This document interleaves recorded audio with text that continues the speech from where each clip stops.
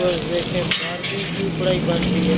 एकदम क्या आएगा इसका मजा मजा आएगा ये यार टमाटर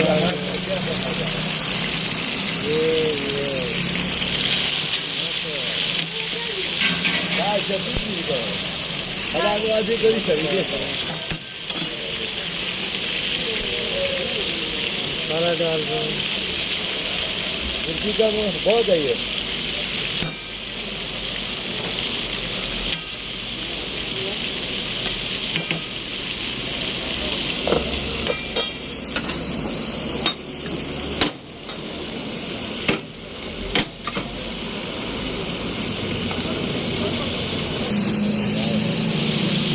करीम खान की बारबेक्यू कढ़ाई बना रहे हैं करीम खान साहब। किशोरी किशोरी खान गरीब खान किशोरी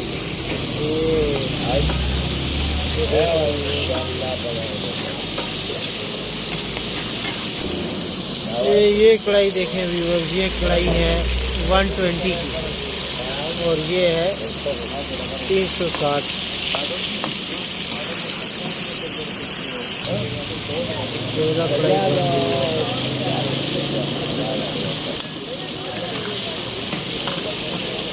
अलहमदुलिल्लाह दी है।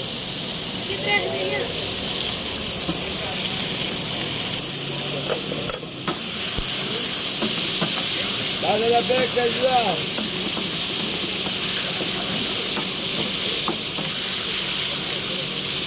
अच्छा